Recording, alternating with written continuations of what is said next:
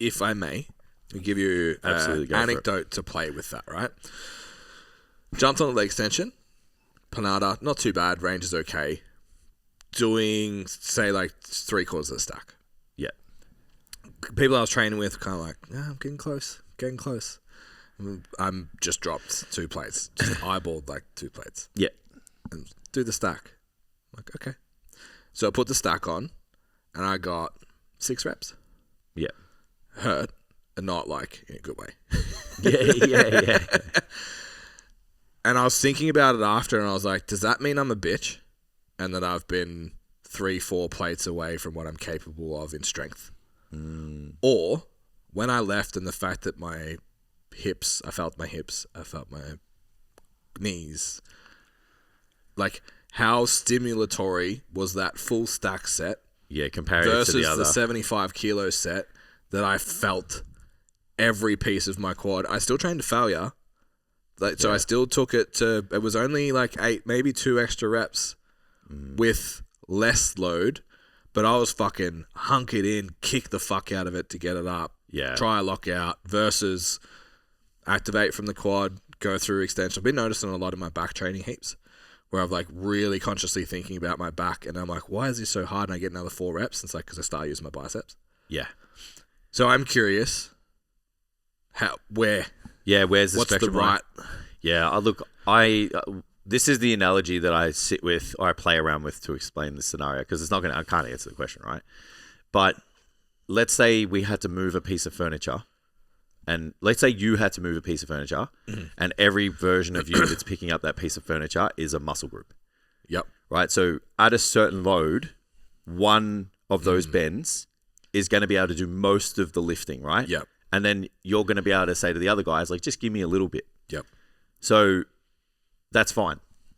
There's going to become a point where that piece of furniture is so heavy, you can't say to the boys, the rest of you, help a little bit. They're going to have to help. Yep. Like there's going to be no communication. Yeah. So they're all going to help, right? So, and then you might even get some other bends, which is some other muscle groups that shouldn't be involved in the exercise ever.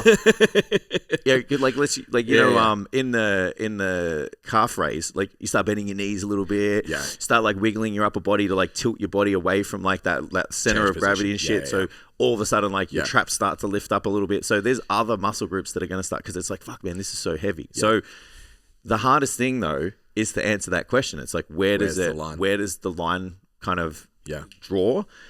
I would always be trying to lift as heavy as I can, but because you have such great feedback of your body when you move and like what really holds true is those proxies that we spoke about. Like, you know how we wrote the articles about the how to assess your training effectiveness, right? Yeah. I think the ones in set and post set are super important. Yeah. So it's like, am I feeling it where I'm supposed to? Do I have great control? Is the range of motion there? But like, is there high levels of effort? And then afterwards, like, do I feel disruption in the target muscle? I think if you can do all of that, like all of those proxies, put them together and lift as heavy as you can, I think you'll be fine. Yeah. But that's going to be different for everyone. And it's so challenging for someone in their first year.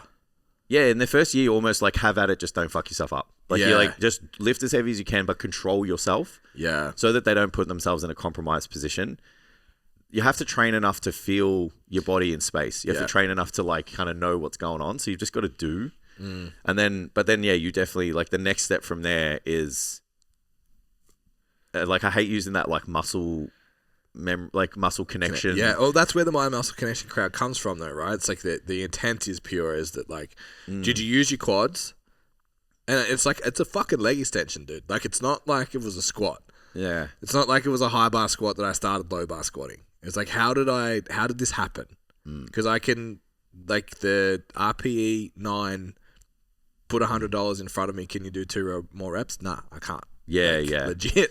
And then you put the stack on and get it done. It's just like, what happened there? It's so hard to say. And it's tell like a new trainee how to understand that. Absolutely. And the other thing though, which most likely is the answer to all of this, you can do it once. You do it again and again. Broken. After the session, my kneecaps. Yeah. And then, do it for a couple more weeks. My hips, because the hip flexors are copping a flogging. Yeah.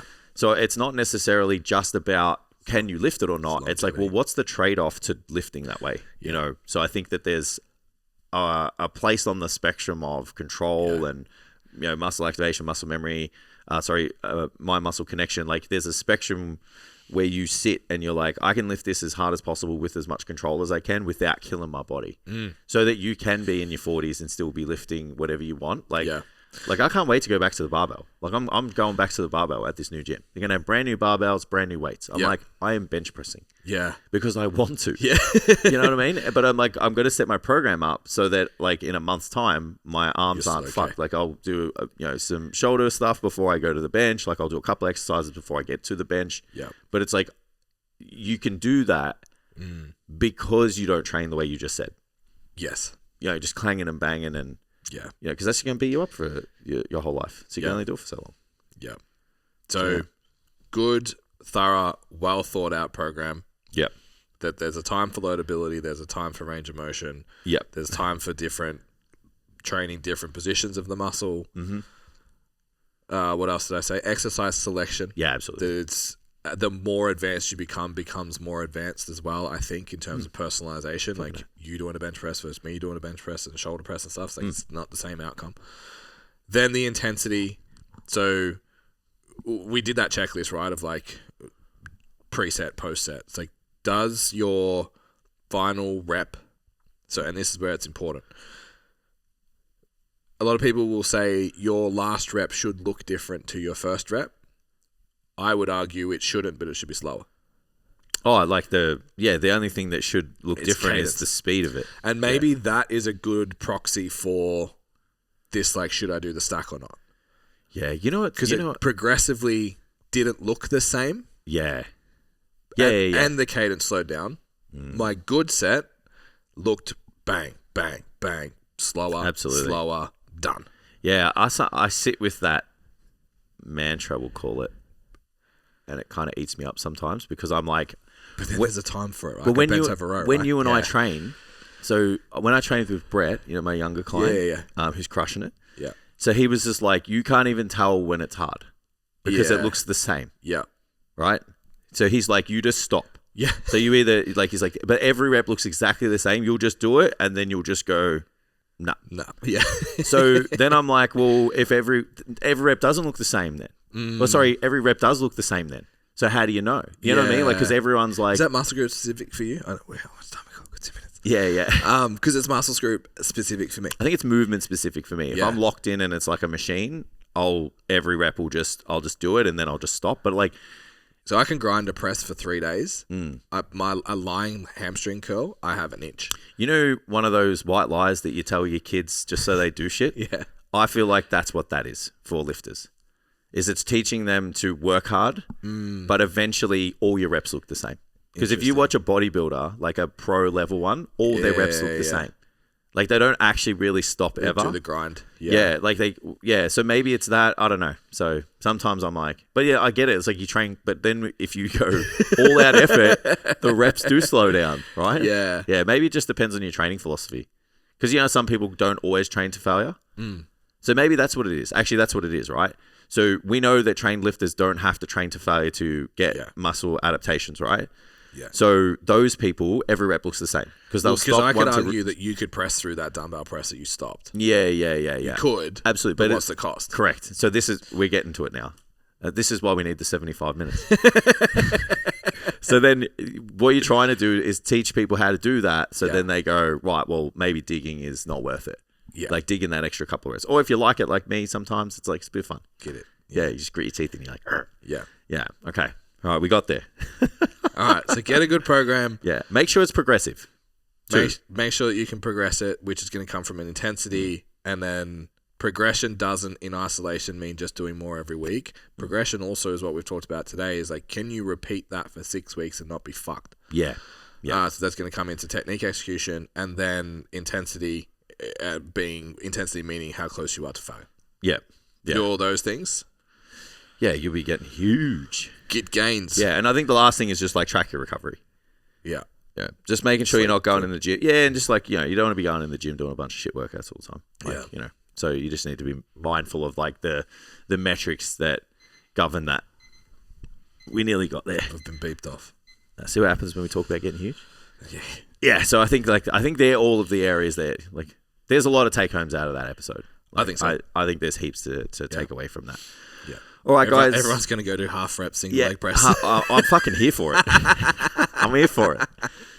All right, guys. So if this is the first time you've landed on the episode, hit the subscribe or the follow button, depending on what platform you're on. If you've been here a few times now to listen to these banger episodes and you haven't hit that subscribe or follow button, now's your time. Please support the podcast. If you can share it out to anyone who is within your network, it does great for us to get this message out. If you can pop some comments down on the podcast on Spotify or even on YouTube and stuff, that would be great. If you've got any questions, that would be really good for us. Even if you want to fight with us, it's fine. Yeah, it's pretty entertaining to debate people on the internet. We won't call it fight because fighting gets personal. Like if you're willing to, I'm down for a debate as long as it's civil. It's me and you versus if you start to get personal, like you get blocked. So it's me and you versus the problem. Hit the like and share and subscribe button on the platform. Thank you guys for watching. Share it out to other people, like I said, and we'll see you next time.